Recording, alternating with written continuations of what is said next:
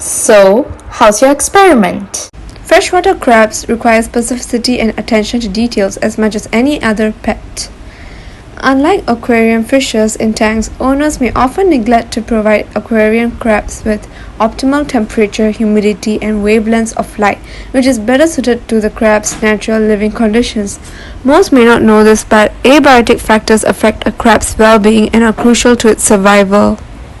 Particularly, these abiotic factors affect the crab's feeding behaviors. Every living animal has its own set of behaviors which are structured according to their natural habitat. Crabs have their own way of living and responding, which provides them with a sense of security. Thus, these behaviors need to be allowed in an artificial environment as well. So, how's your experiment? A tank was used to house each crab. The tank contained equal parts of sand and water. Shrimp pellets were also standardized to be the food of the crabs. As for the independent variables, 3 table lamps with similar light intensity and varied wavelengths by the use of cellophane paper will be used. The independent variables are the feeding behaviors.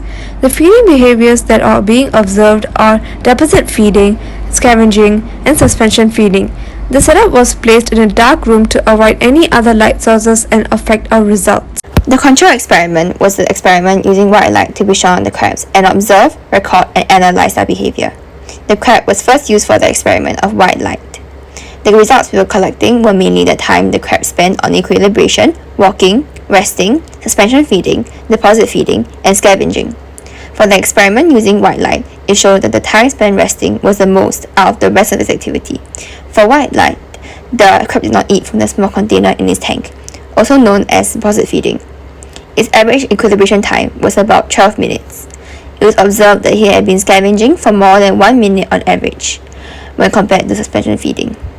He also spent 3 minutes walking around the tank. The crab under the orange light exhibited suspension feeding the most, but the rest was similar. In this experiment, we used blue light and recorded down the average time taken for equilibration, walking, resting, suspension feeding, deposit feeding, and scavenging. For equilibration time, it spent around 8 minutes, making it the fastest crab to get used to the light that it was exposed to. For resting time, it was spending 26 minutes, close to the amount of time that the crab under orange light has spent on resting too. In terms of the amount of time spent on walking, it was 10 minutes, which is more than the time spent on walking for crab under white light, but lesser than the time the crab under orange light had spent. The time spent on suspension feeding was around 7 minutes, and it is the same as the amount of time as the crab under the white light had spent. Similar to the 2 other crabs, it also did not spend any time on deposit feeding. Lastly, it spent 9 minutes on scavenging, which is more than both the other crabs, respectively, which spent 8 and 7 minutes on scavenging. However, it is essential for us to find out other factors that can affect the results of our experiment. In this case, we have noted that the personality of the crabs may have a significant impact on feeding behavior.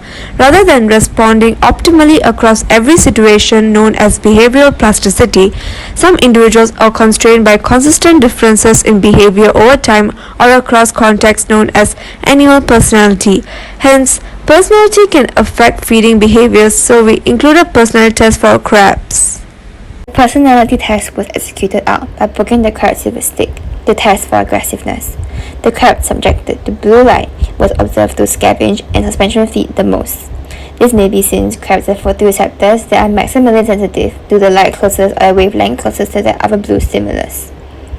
The blue light resulted in higher brightness that enabled the visual system to perform better. Lower wavelengths of light, such as blue, have a higher frequency, which results in the crabs detecting food particles more easily in both water and land. This was the opposite for the crab in orange light, as orange light has a longer wavelength, leaving the crab to depend on suspension feeding. Scavenging was evident in the crab under the white light because it is a blend of all the light rays in a light spectrum. It has been stated that the eyes of a crab detect shorter wavelengths of light, particularly blue and ultraviolet, which helps them pick up the morsels of food on the floor. Hence, white light provided enough brightness for the crab to scavenge and recognize food particles in the land. It was concluded that blue light was the best for crabs in accordance with their results. This was due to the visual system having photoreceptors maximally sensitive to blue light. Hence, blue light is where the crab's visual system perform the best in. Crab owners should resort to blue lights to ensure the well-being of their crabs. This inspires future research work on the crabs.